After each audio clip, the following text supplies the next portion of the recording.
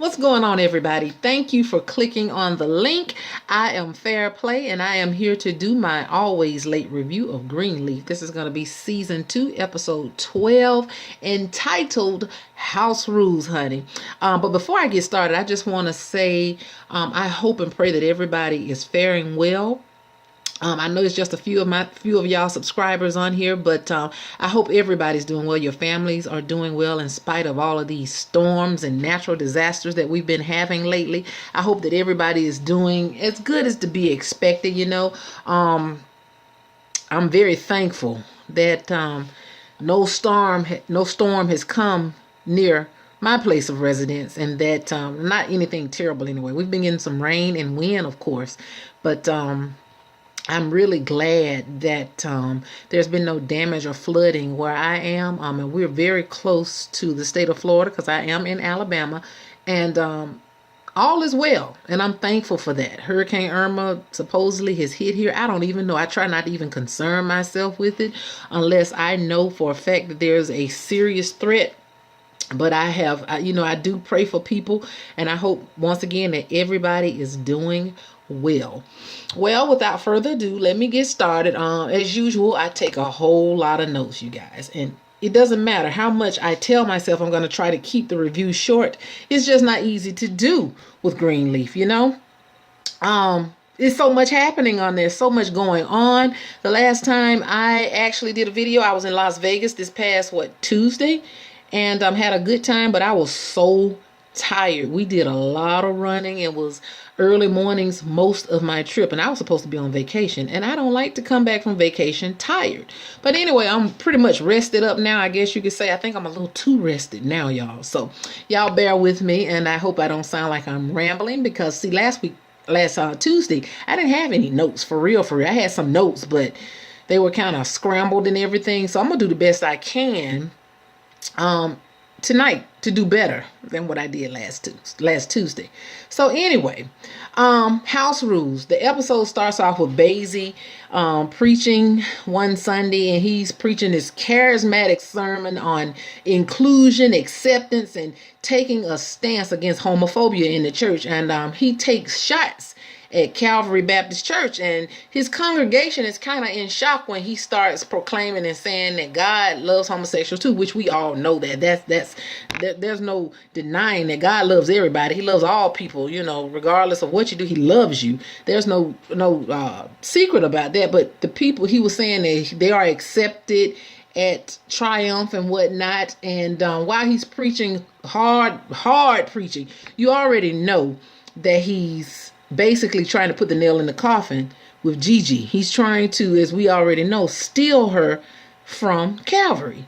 And that sermon was for that purpose, and you figure that out as the episode goes on, that was his motive anyway. You see while he's preaching that Darrius Nash is there, and he's taking notes on the sermon. So I figured that Darrius had to have been about to do some story on him or whatnot. So anyway, yeah, Bazie's preaching. He's carrying on this facade that he's really in favor of homosexuality, and that he's welcoming it, and that he's against homophobia and whatever. But we all know he's got a motive in everything that he does. So then they show that the bishop and Lady Mae and Charity are all sitting at the breakfast table one morning, and the bishop is reading a news story about Bazie, and it's on the front page, and it's talking about Bazie's stance on homophobia. And it turns out that Nash has interviewed Bazie, and he also interviewed Carlton, the choir director that Lady Mae fired last season. You assume that he's been interviewed by Darrius Nash, and the bishop made that assumption too. So GiGi comes in, and they ask her, did she know about this story and everything? And she said, yes, she knew about it, but she hadn't read it yet. She's trying to figure out why Nash never asked the bishop for a statement, or the bishop wants to know, well, I wonder why he never asked me for a statement, because he sees that Bazie has mentioned Calvary. He's mad about that. He done threw Calvary under the bus, talking about how Calvary don't accept homosexuals and all of this kind of stuff, just pretty much lying on him about that. But he did say that he did let everybody know that they had a problem with that at Calvary. And of course, the bishop is mad about it because he got a problem with the fact that Bazie would even put his name in his mouth, period. So after they pick at GiGi a little while, telling him that's her new hero and everything, she leaves and goes to church. And May and the bishop start talking. Charity has left, and they know that Bazie is up to. They know what he's up to. They know what he's trying to do. He's trying to tear the family apart and trying to destroy the church and everything. And so May tells Bishop that they've got to do something about Bazie. She's like, you got to do something. He's up to his old tricks again. And so that's when the bishop decides that he's going to pay him a visit. So then after that scene, you see Jacob and Clarissa, and they are still having to fix the lights in the parsonage that they live in. Now, Clarissa is fed up with her living conditions, and Jacob is not having a job. And she demands that he gets one. She's mad at the fact that all they got was some land and a raggedy house out of the deal that Jacob made with Bazie back last season.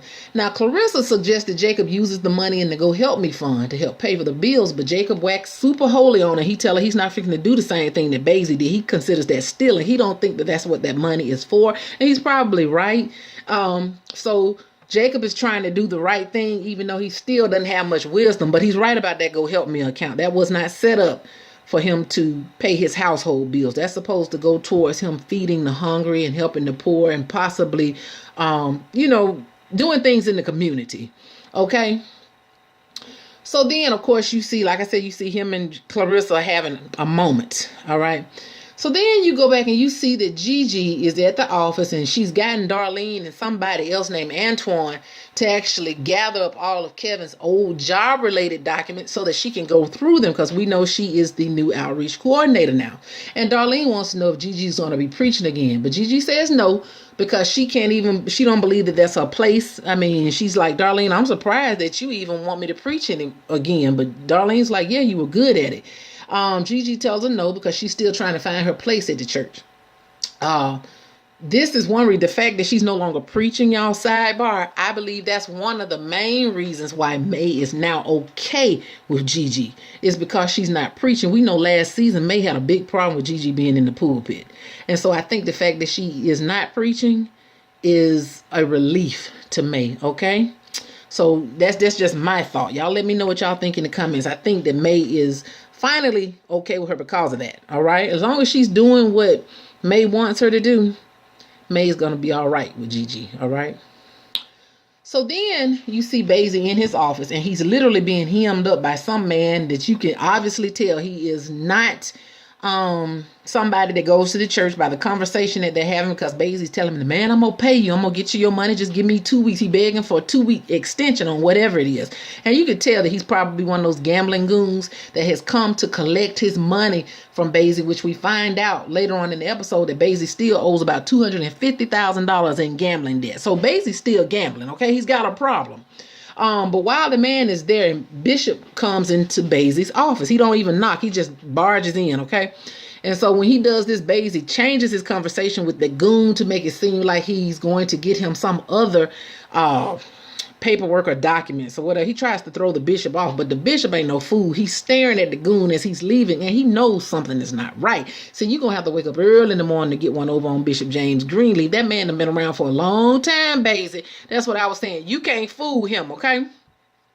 So anyway, he comes in and he talks. He just starts going off on Bazie, because Bazie tries to start off with these pleasantries and everything. And he just basically goes off and tells him to stay away from his family, keep his name out of his mouth, don't bring up Calvary or nothing. And he's talking about GiGi, when he says stay away from the family. And he tells Bazie that the judgment is coming for him. And Bazie pretty much admitted in that conversation that he was after GiGi, because when the bishop told him, stay away from GiGi, leave her alone, I'll fight for her, you leave her alone, she's going to stay with us. Bazie was like, well, that's her decision. So we knew he basically confirmed what his motives were for GiGi. So anyway, though, like I said, the bishop tells him on the way out, he says, you always told me that the judgment was coming. Well, guess what? The judgment is coming for you. All right. And you could see that Bazie was visibly shaken by what the bishop said to him. And he was scared. He shook him up. Okay. And we got to remember now, this goon just got through him and Bazie up. So it's no surprise that Bazie would be shook up on both sides. Okay. He owed these people money. And then he got the bishop in there going off on him too. So Bazie knows he better walk a thin line. All right. Because he's trying to figure out how the bishop knows so much. Because he said, did Jacob tell you? And Jacob didn't tell him any. Well, anyway, later on, he's going to say that to him. So anyway, Bazie is shaking in his boots. Okay, he is only a fraction of the man that we thought he was in season 1. All right, he is really putting on airs now, because when he was preaching that sermon, once again, I know that he was trying to reel GiGi in, and he's also, I forgot to mention, I'm pretty sure he's trying to get more money into the church to support his gambling habit. I'm sure of that. The man is a little crook, okay? So then you see Bishop back at his office. May's sitting in there. He's telling her, going through, describing how he went off on Bazie back at his office. But see, May is a little skeptical about the effectiveness of Bishop's visit, because she told him, she said, I need to see some results quick. He said, I hear you talking, but I need to see some results, because you've already tried this. You've warned Bazie before and it didn't do any good. So she tells him, as she's talking, she's interrupting him, because her mind is pretty much on the fact that at that dinner that they had, I guess last week, or a couple of weeks ago, where Rochelle and the whole family was there, she noticed how Jacob shut Clarissa down when she tried to talk about Bazie. And the bishop was like, yeah, I saw how she tried that he cut her off and everything. And so, of course, May is like, there's got to be more to this story than what Jacob is telling us. There's more to it than what's going on with him and Bazie. And she wanted to know what it was. So the bishop suggested they go over to the parsonage to see Jacob and Clarissa. Now, this shocks May. She's like, we're going over to the parsonage? Because obviously they've never been over there. At least we've never seen them go over there. So anyway, the bishop says, well, if we go over there and talk to him, treat him like a man, this may make him talk. So while they're talking, May gets up. Rochelle calls. Korean, the secretary, comes in and says, Bishop, Rochelle, whatever her last name, is on the line. And at first he tries to postpone the call. He's like, tell her I'll call her back. But May say, no, you go ahead and take the call, because she has a meeting set up with Jacinta Butler. And so the bishop is like, what you and her got going on? He said, you always fixing something for us, giving May her props and everything. And so she goes ahead and she leaves. And so the next thing May tells him, send Rochelle my best. Now we already know that May got some up. We already know that she don't fully trust Rochelle, but we know she was using her for her purpose. Okay. So anyway, she tells him to give her my best. And so she leaves. So then the next thing you see is Bishop taking the call. And he's all sweet talking with Rochelle. And he tells her, he gets real personal with her. He says, you can call me James. I'm like, Lady May, you better watch out. You better watch out. So it's, James now, not Bishop Greenleaf. Now Rochelle can call him James.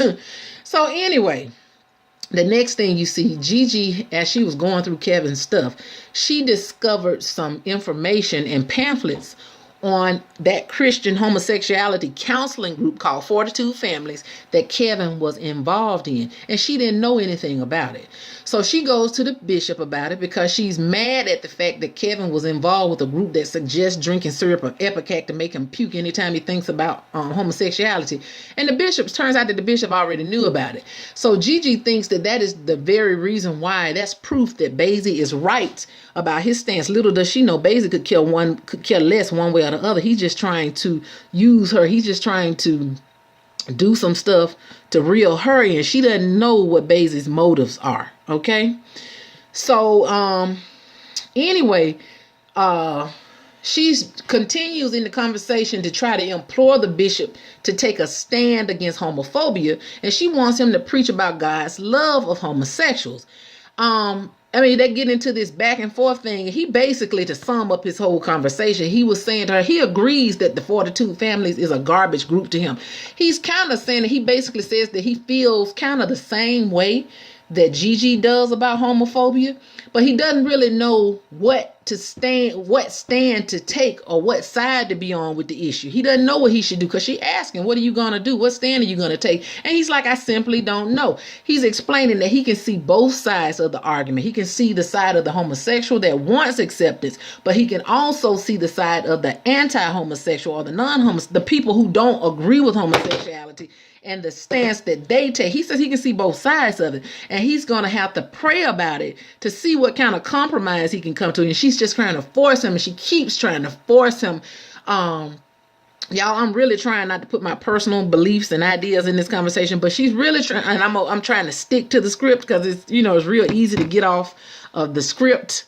But she is trying to force him to take a stand and do what she wants him to do, and to believe and see things the way she wants him to see. And she wants him, she's really adamant about this. But the bishop tells her, he says, I can't just do that right now. He said, but I promise you, I'm going to pray about it. All right. And so she pretty much accepts that. She's not happy with the answer, but she accepts his answer and she leaves his office. Okay. So the next thing you see is Jabari shows up at Charity's office. She's in there putting on some makeup.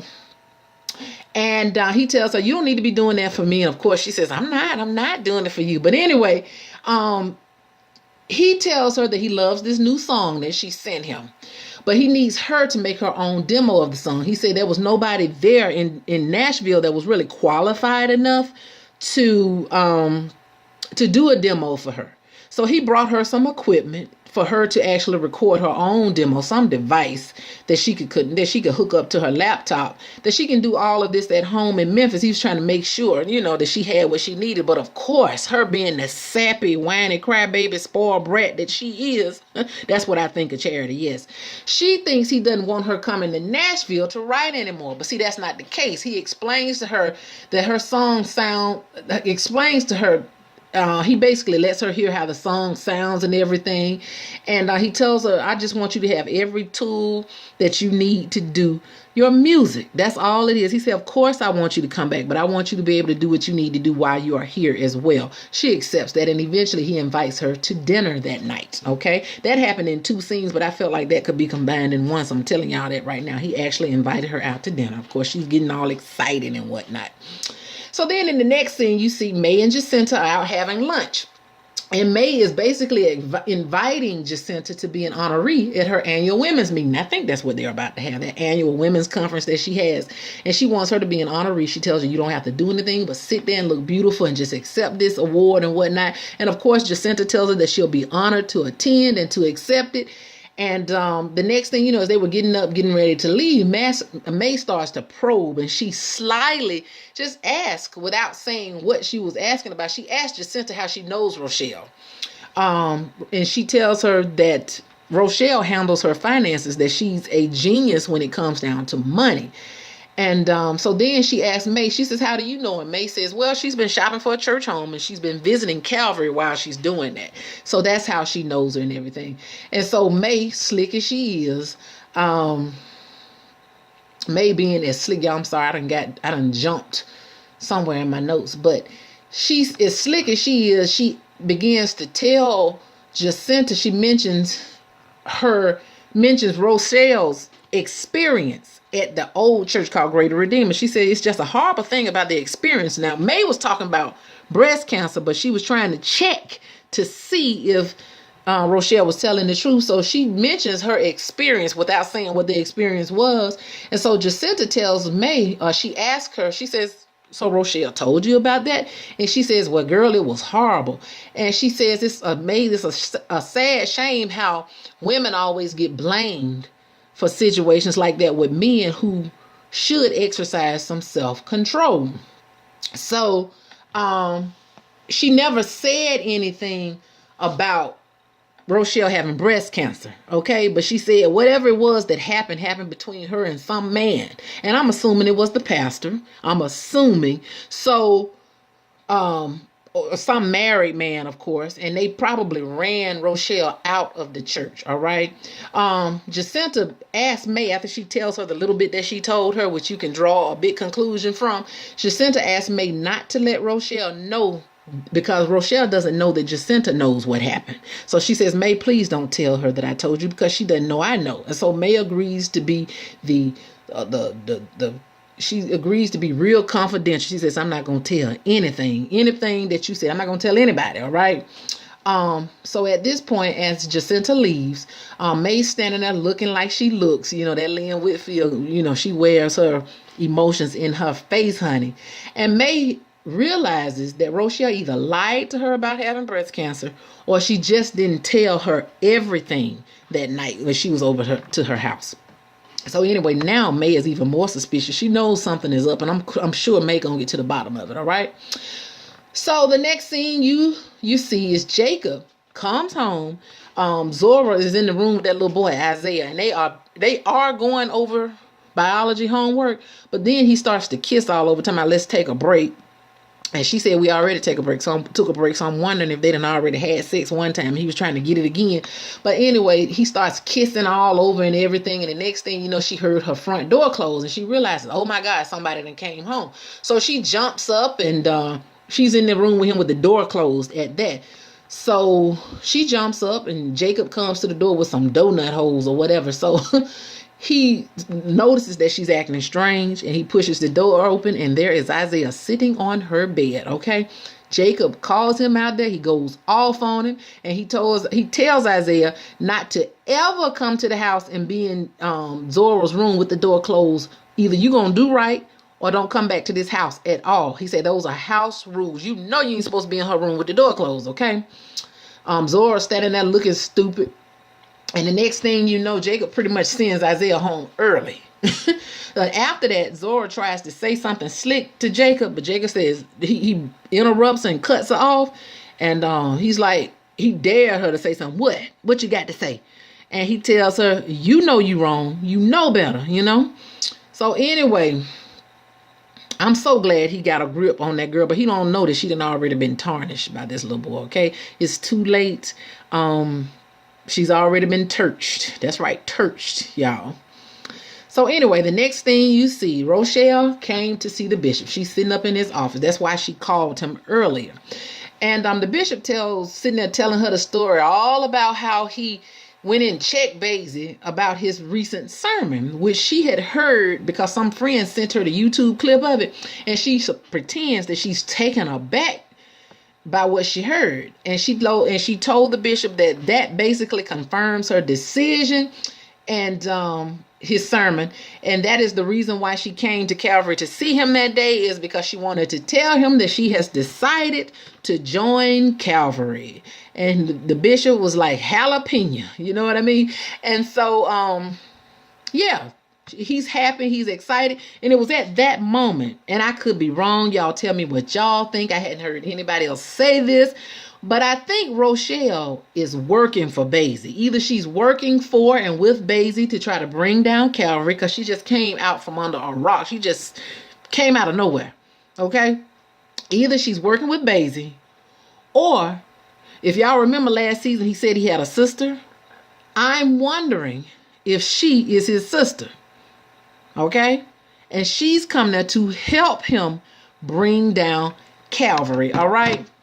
So y'all please tell me what y'all think. Even if she's not his sister, I believe she's working with him to bring down Calvary. There's no doubt in my mind about that. I'm almost certain about that. I mean, I could be wrong, but I really feel strongly that she's working with Bazie. Okay? So after that scene, you see Charity. She goes in and she finds GiGi still going through or trying to unpack Kevin's documents. And she asks GiGi to babysit baby Nathan. Oh, y'all, wait a minute. Let me get back to my notes. I'm sorry. This thing jumps real easy. This phone is so sensitive. Anyway, she goes and she asks GiGi to babysit baby Nathan while she goes out with Jabari. Now, GiGi has a date herself with Darrius Nash, but she agrees to babysit anyway. She says she's going to go ahead on and keep the baby for Charity. All right? Because she wants to spend time with her nephew. Okay? So in the next scene, you see the bishop and Lady May. They're at dinner at Jacob and Clarissa's house. And they're having looks like a nice dinner and everything. And May begins to tell Clarissa how nice the house looks and how good of a job she's done decorating. The bishop tells Jacob about the confrontation that he had with Bazie and how he saw one of those goons leaving Bazie's office. Now, the bishop wants to know what happened between Jacob and Bazie, but of course, Jacob being the newfound stand-up man that he is, he has vowed his secrecy and confidentiality to Bazie, and he tells the bishop, he said, I can't tell you what's happening. He said, that's his business. I promised him secrecy, and he said, just let him know I can't tell you. And he quotes this scripture to stand on. So when he quotes the scripture, everybody gets quiet and the bishop respects his stance. But of course, May is like, Bazie is a Nebuchadnezzar. Why are you trying to be faithful to him and maintain any confidence with him? But Jacob stands on his word. He says, I cannot tell you.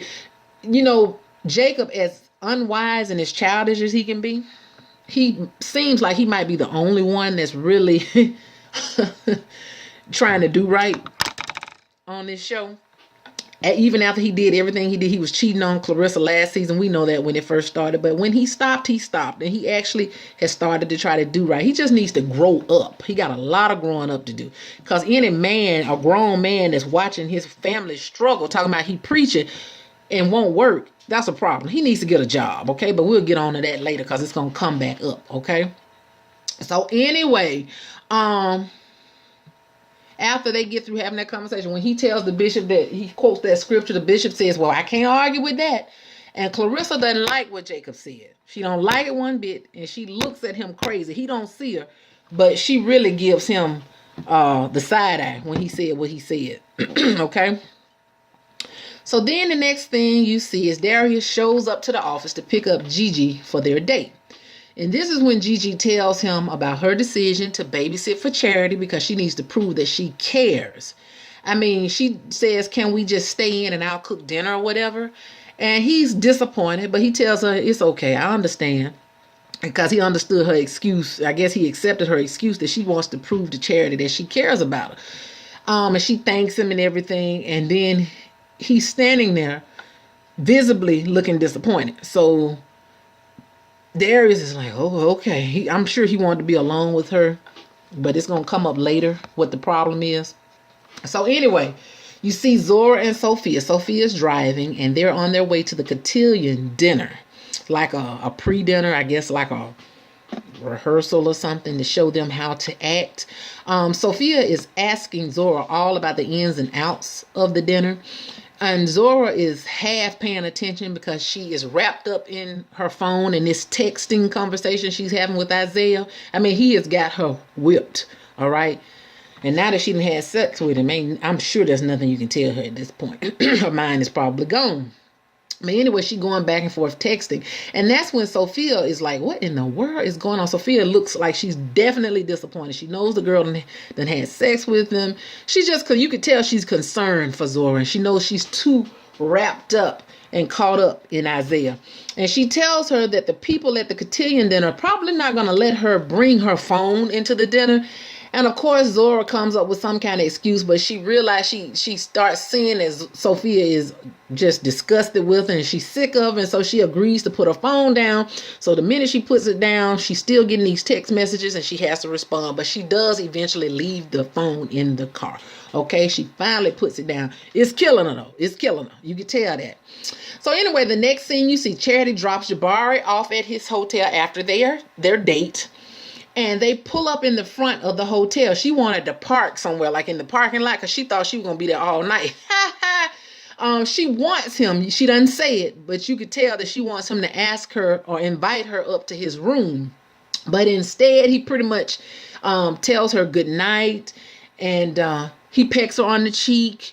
And he tells her, I'll see you in Nashville. And she says, okay. And she's disappointed, but whatever. All right. So that scene ends. The next thing you see is GiGi and Darrius have finally sat down to have a nice dinner at the Greenleaf mansion in her area of the house. Now, GiGi asks Darrius if he interviewed Carlton. You know that was going to come up. You see, GiGi gets on my nerves. Her character, the role she plays on Greenleaf, aggravates me. And I mean, yeah, she kind of just gets on my nerves sometimes because she can be very demanding. And to me, a lot of the things that she tries to demand or expect out of other people is superficial. And she just seems a little bit controlling and selfish to me. But maybe that's just my perspective of it. But she does. She gets on my nerves. So I'm going to try not to be biased when I talk about her. But it's hard, though. So anyway, they sit down, they're eating and everything. And she decides that now is the time when they're having this nice dinner to ask him if he interviewed Carlton for that article. And he says yes. And she's asking him also why he didn't ask the bishop for his commentary. And basically, Darrius pretty much explains to her he was trying to keep their private lives separate from his business. Like, whatever he does, he wasn't going to bring her and her family into it. And he reminds her that this quote unquote Chinese wall that they have put up was her idea. But he said, if you want to reevaluate it, we can.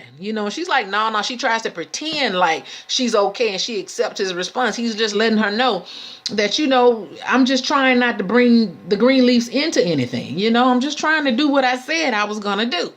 So she accepts that, but you can tell she's still kind of bent out of shape about it. And he just starts to put his food down. And this is when he tells her that he says, you know what? Maybe we shouldn't do this again. This has come up again. This is like the third time they've had this conversation. He suggests that maybe they shouldn't date. And I want to say this. Rick Fox ain't my favorite person in the world, but I really like him in this role. He portrays this very nice, genuine, pure, innocent person. Just seems just super nice, and I really like him in this role. He reminds me of the role he played in Meet the Browns with Angela Bassett, where they started dating, and I liked him on that too. It's very different from the way he is in real life, but he's good when he plays a good guy. Okay, but anyway, that was just my sidebar. But let me get back to it. He suggests that maybe they shouldn't date, because every time that they try to get closer than just friends, he says that GiGi finds a reason to pull away. For example, by babysitting this child, by breaking their date where they were going to be alone. She decides she's going to babysit or whatever. And also by picking a fight with him right now because it got kind of heated when she was asking him about Carlton, whether he interviewed Carlton and why he didn't talk to her about it, and why he didn't ask her daddy for his commentary. You got a little heated there. And so once he tells her that, GiGi says, you pull away too. He's like, how do I pull away? She said she starts giving him examples, like of him mentioning to her about some woman in New York wanting him to come to New York to work. And she was like, why did you have to tell me that? And then him not telling her about why he doesn't go to church. And she's a pastor, so she's trying to figure out why he wouldn't tell her, a pastor, why he doesn't go to church anymore. And it's at this point when Nash cuts the conversation off. He says, maybe I should go. He said, I should go. And he decides to get on up and leave early. And he says to her, I've never gotten so little from somebody and stuck around with her. He says, I have never gotten so little from somebody and stuck around. She's not giving him anything. She's closed up and secretive and everything. And he says, but maybe that's my fault. And then he leaves and she's standing there looking crazy. I'm telling you, when she get like that, she make me sick. Okay. But anyway, so the next thing you see is GiGi sitting up on the sofa after Darrius left, sitting up there drinking a beer. And while she's sitting there, reflecting on what happened between her and Darrius, Charity comes home. And she asks GiGi, where's Darrius? And GiGi just scowls a little bit. And she tells GiGi that her night wasn't, she says, well, girl, my night wasn't so hot either. And so she asked her why. She says, girl, Jabari kissed me on my cheek. And so they both start laughing. And Charity starts telling GiGi that she thinks something is wrong with her and wonder why she keeps attracting certain men. Now, GiGi thinks that Charity means gay men. And she says she doesn't think that Jabari is gay. And Charity's like, girl, I don't know what he is or whatever. So they have a nice little sister chat and whatever. And so the next thing you see is Bishop and May are getting ready to leave Jacob's house. And Clarissa basically tries to bring up the lights in the breaker box to the bishop. She's like, Bishop, let I talk to you for a moment.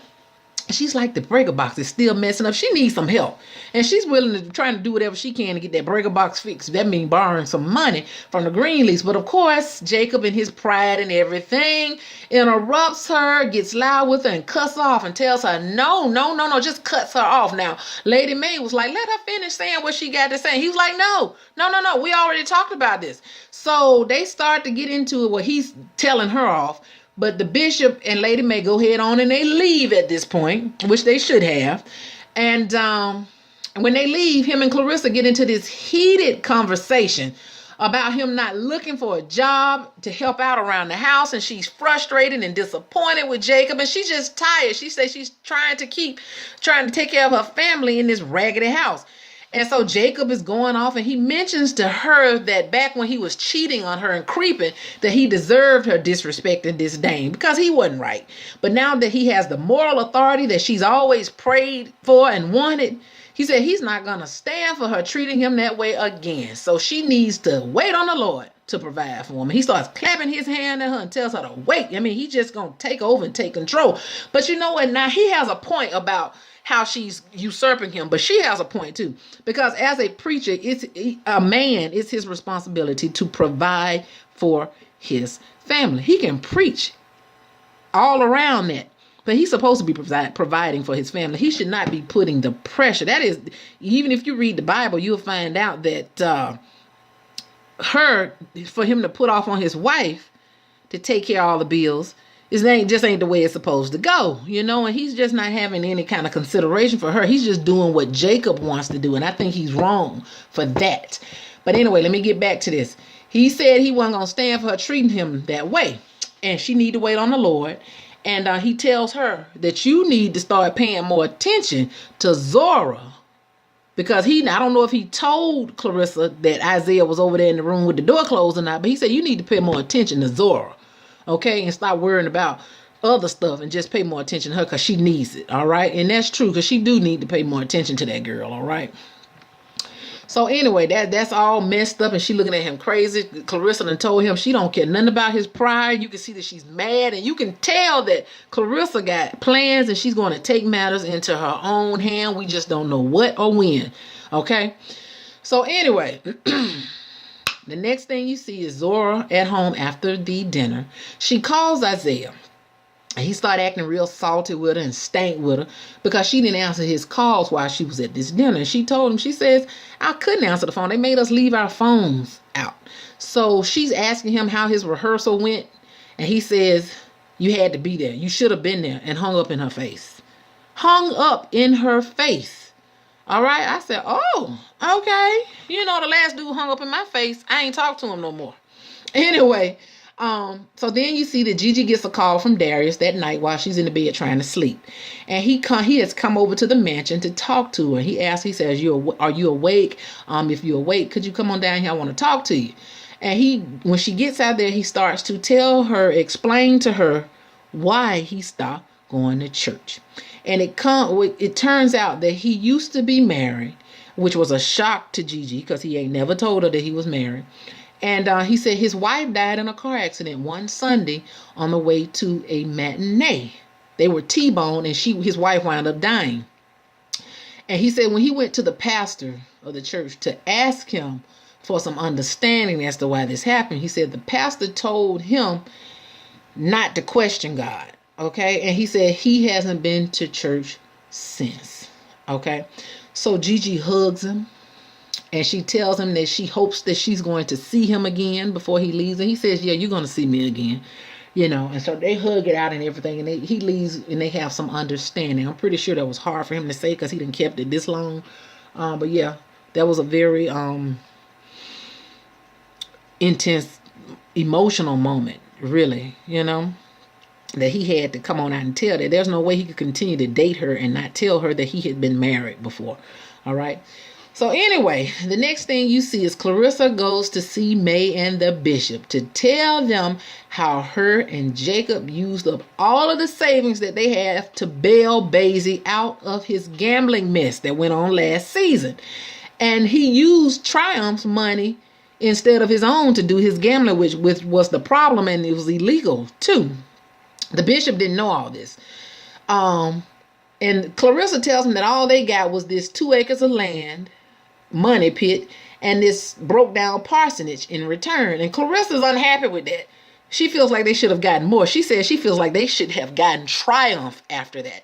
And she also tells the bishop that Bazie still owes $250,000 to these goons, even after all her and Jacob did to help him out. He still owes money. So they feel like the church belongs to them. They should get it. And so the bishop agrees with him, and he says he's going to need some kind of hardcore proof to use against Bazie that will basically land him in jail. And so Clarissa says, I know somebody who can provide proof to you. And I'm thinking she was talking about Skanks at that time, but she says yes, she knows where to get proof, but she asked Bishop and May not to tell Jacob that she talked to him. And of course the bishop and Lady May agree. They promise not to tell her secret. As y'all can tell and have already known, Clarissa wants Triumph Church for herself and Jacob. and she wants to be a first lady. We know that. And so she's tired of scraping and scrimping to get by and being left behind. And so now she is on a mission. And that is pretty much where this episode ended, y'all. Yeah, it was a lot going on, and there was a very good episode too. It's been Greenleaf to me has been really good. The people that say it's been slow, I don't know what they're talking about. I think Greenleaf is a well-written script. The only thing I want to know is where in the crap is Kevin. I need to know. I need to know where Kevin is. All right. But anyway, like I was saying, yeah, it was a lot going on. Zora got all these issues going on with this Isaiah boy. She caught up. She is caught up. And Sophia don't know what she can do to help the girl. Lady May is going to get to the bottom of what this thing is with Rochelle. That's going to be a whole nother issue. They got so many storylines within a storyline. And I love that about Greenleaf. It's not your typical drama as usual. It's not like a soap opera or anything. It is much deeper than that. Much more well-written script than the typical show that you see. This, Queen Sugar, and My Beloved Underground had the best scripts ever. But anyway, that is the end of that episode. The next one I'm going to do, of course, is going to be episode 13. And I forget the title of it, but it was really juicy too, y'all. So anyway, I'll talk to y'all later. I hope I didn't sound I didn't ramble too much like I always do. I always say that because I always feel like I'm rambling. But I would love to know what you guys think about the show, and I really want to know what y'all think about Rochelle. Do you think that she's working for Bazie? Because I do. Okay, I really think she is. So anyway, y'all let me know what y'all think down in the comments. And thank you, and I will talk to you later. Bye-bye.